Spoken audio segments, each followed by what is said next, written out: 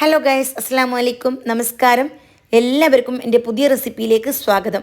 ഇന്ന് ചോറ് കൊണ്ട് സോഫ്റ്റ് നെയ്പ്പത്തിൽ എങ്ങനെ ഉണ്ടാക്കുന്നതെന്നാണ് കാണിച്ചു തരുന്നത്. അപ്പോൾ ആദ്യം തന്നെ എൻ്റെ ഈ ചട്ടി കണ്ടിട്ട് നിങ്ങളൊന്നും പറയണ്ട. ഈ ചട്ടി ഇല്ലാണ്ട് എനിക്ക് നെയ്പ്പത്തിൽ ഉണ്ടാക്കാൻ പറ്റേയില്ല. 20 വർഷമായി ഈ ചട്ടി ഉപയോഗിക്കുന്നത്. 10 വർഷമായിട്ട് കാറ്ററിങ്ങിൻ്റെ ആവശ്യത്തിനും ഈ ചട്ടി തന്നെയാണ് ഉപയോഗിക്കുന്നത്. അടുപ്പിൽ നിന്ന് ഇറക്കാൻ സമയം കിട്ടില്ല, എത്ര തുടച്ചാലും ഇതേ കളറാണ്. മിക്സിയുടെ ജാറിലേക്ക് 1/2 കപ്പ് തേങ്ങ, 1/2 സവാള, 1 ടീസ്പൂൺ പെരുംജീരകം ഇത്രയും ചേർത്ത് നന്നായിട്ട് ചതച്ചെടുത്തു. ഇനി അതേ കപ്പിൽ തന്നെ 1 കപ്പ് ചോറാണ് വേണ്ടത്. നമ്മൾ സാധാരണ കഴിക്കുന്ന ചോറുണ്ടല്ലോ, കൂടുതൽ വെന്ത് കുഴഞ്ഞു പോയ ചോറ് എടുക്കണ്ട. എന്നിട്ട് ഇതിലേക്ക് ആവശ്യത്തിന് വെള്ളം ഒഴിച്ചിട്ട് നല്ല പേസ്റ്റ് പോലെ അരച്ചെടുക്കണം. ഇതാ ഇവിടെ ഞാൻ അരച്ചെടുത്തിട്ടുണ്ട്. അതൊരു ബൗളിലേക്ക് ചേർക്കണം. ഏകദേശം 1/2 കപ്പ് വെള്ളം ഒഴിച്ചിട്ടാണ് ഞാനിത് അരച്ചെടുത്തിട്ടുള്ളത്. ഇനി ഇതിലേക്ക് വേണ്ടത് പുട്ടുപൊടിയാണ്. നിങ്ങൾ എടുക്കുന്ന ഏത് പുട്ടുപൊടിയായാലും കുഴപ്പമില്ല, ഇന്ന ബ്രാൻഡാണെന്ന് നിർബന്ധമൊന്നുമില്ല. ഇത് 1 കപ്പാണ് ഞാൻ ചേർത്തിട്ടുള്ളത്. 1 കപ്പ് ചോറ്, 1 കപ്പ് പുട്ടുപൊടി, 1/2 കപ്പ് തേങ്ങ, ഇത്രയാണ് ഇതിനാവശ്യമുള്ളത്. പിന്നെ ആവശ്യത്തിനുള്ള ഉപ്പും കൂടി ചേർത്ത് കൊടുക്കണം. എന്നിട്ട് നന്നായിട്ടൊന്ന് കുഴച്ചെടുക്കണം. കുഴച്ചെടുക്കുന്ന സമയം ഭയങ്കര ഹാർഡായിട്ട് കുഴച്ചെടുക്കണ്ട, അല്പം ഒന്ന് സോഫ്റ്റ് വേണം. അതായത് അല്പം ഒന്ന് നനവ്, കൂടുതൽ നനവല്ല.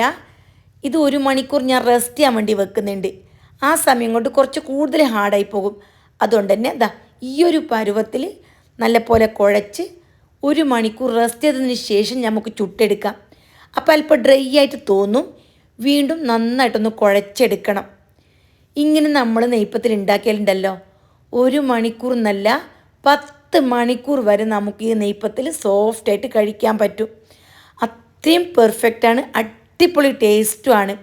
ഇനി പുട്ടുപൊടി ഇല്ല എങ്കിൽ പച്ചരിപ്പൊടിയോ അതേപോലെ റേഷനരി ഉണ്ടല്ലോ, ഏതായാലും കുഴപ്പമില്ല.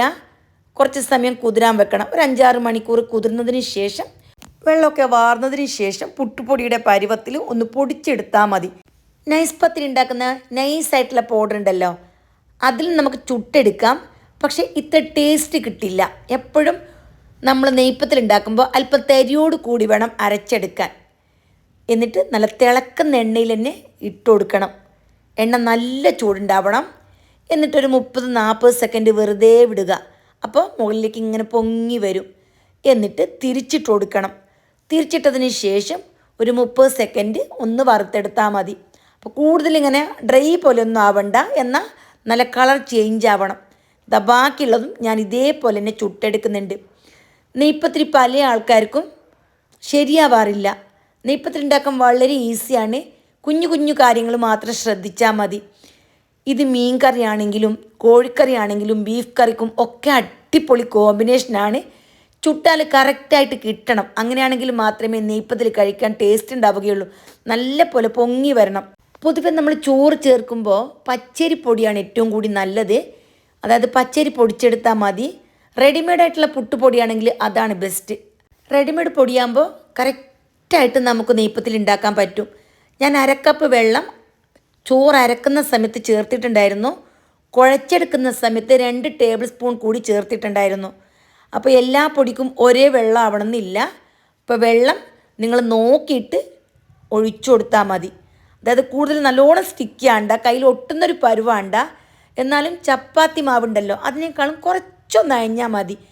1 മണിക്കൂറാകുമ്പോൾ കറക്റ്റ് വെള്ളമൊക്കെ വലിഞ്ഞ് പാകമായിട്ടുണ്ടാവും.